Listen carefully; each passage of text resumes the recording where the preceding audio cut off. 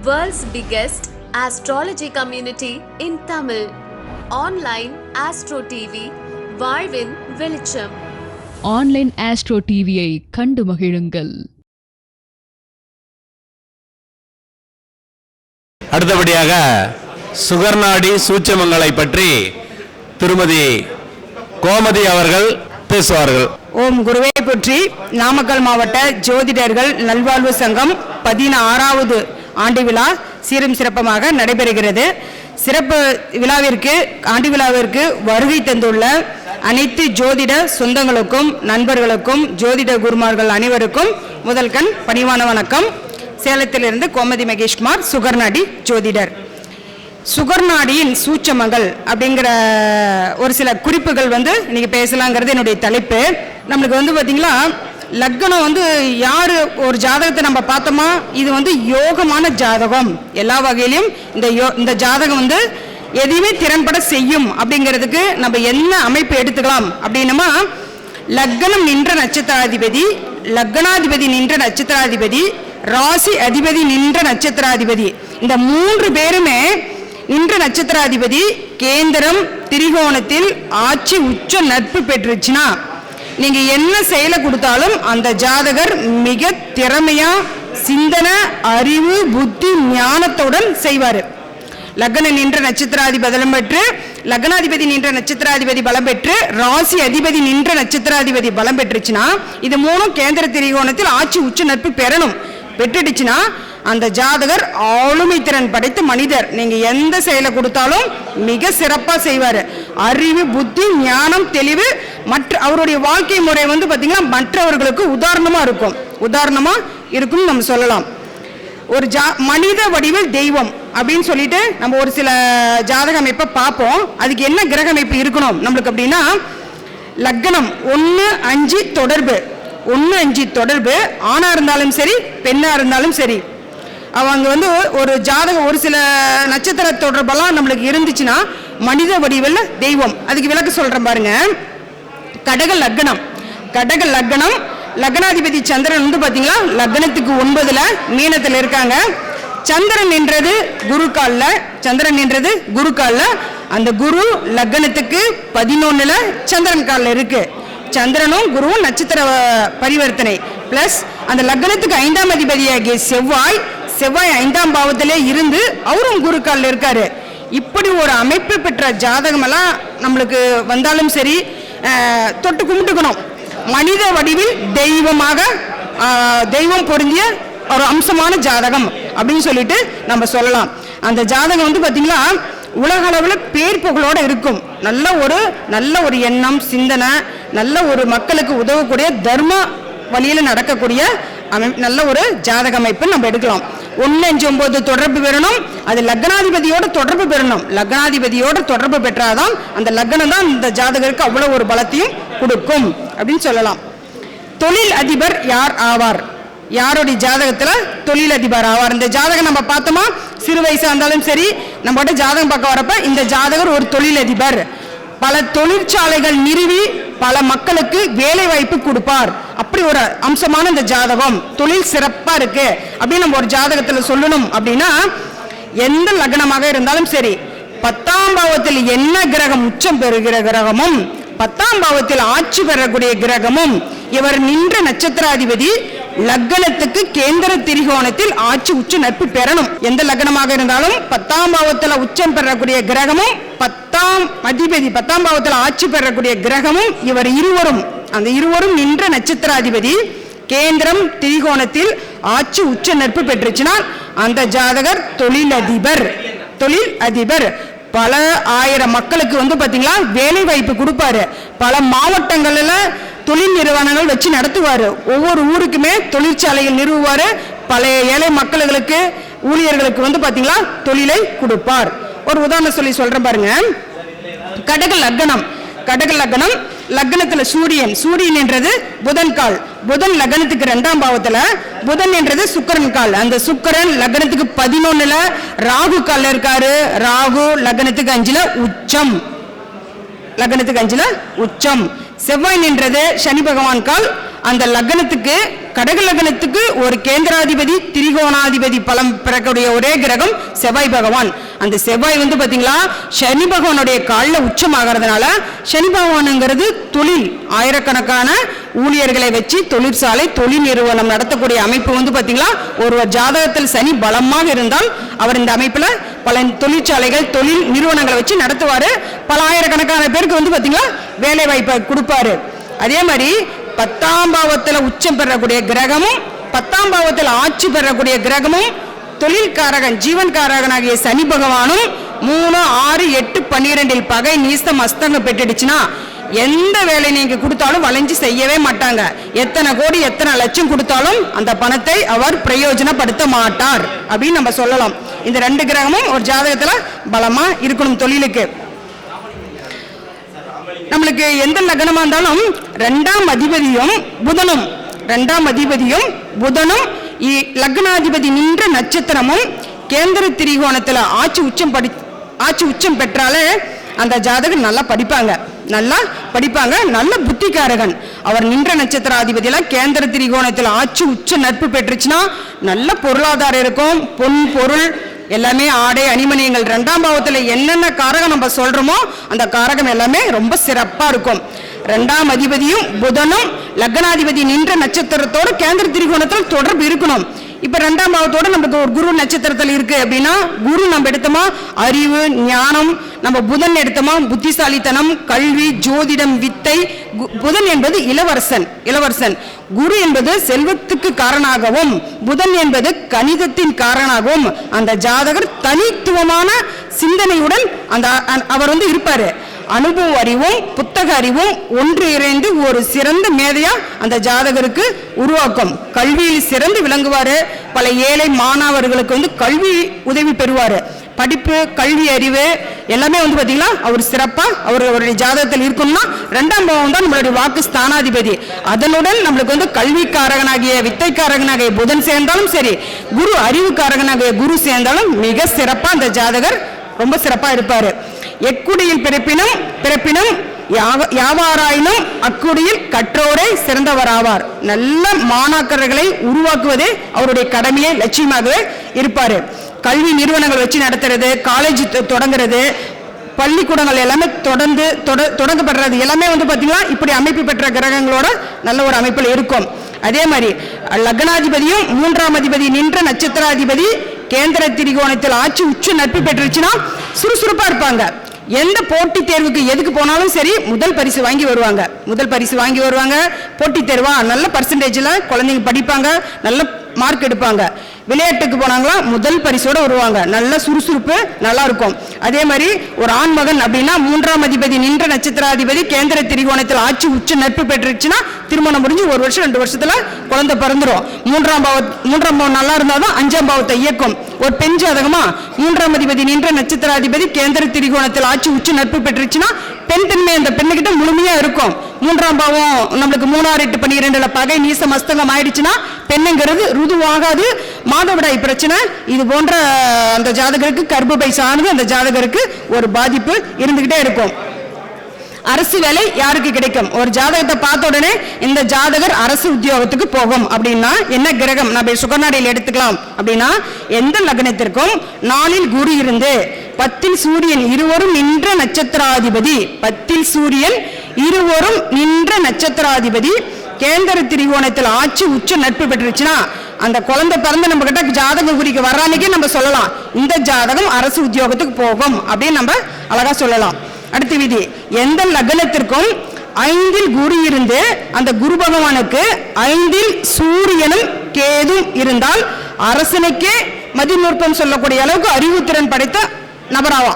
அரசனுக்கே மதிநுட்பம் வழிநடத்தக்கூடிய அமைப்பில் உள்ள ஜாதகர், அரசருக்கே வழிநடத்தக்கூடிய அமைப்பு அப்படின்னு சொல்லலாம்.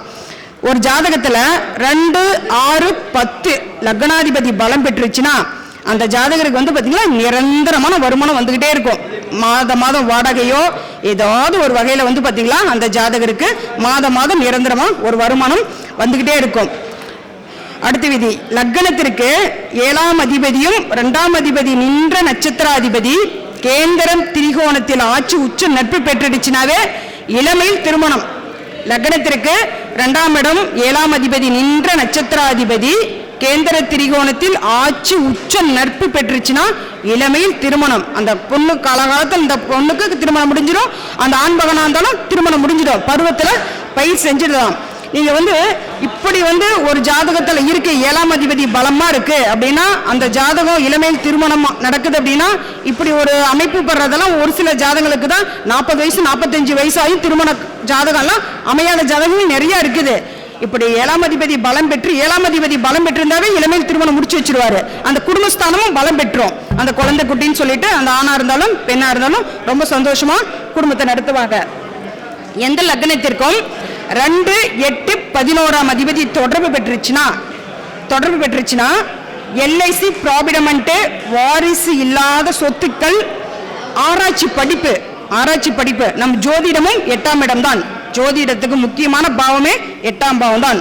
வாரிசு இல்லாத சொத்து, ஆராய்ச்சி படிப்பு, ஜோதிடம், அகழாய்வு, ஆராய்ச்சி, விஞ்ஞான படிப்பு. அப்துல் கலாம் ஐயா போல விஞ்ஞான படிப்பு எல்லாமே பாத்தீங்களா உழைப்பில்லாத வருமானம், வாரிசு இல்லாத சொத்து எல்லாமே பாத்தீங்களா அந்த 8ஆம் பாவத்துல தான் நம்மளுக்கு 2, 8, 12 தொடர்புல தான் அமையும்.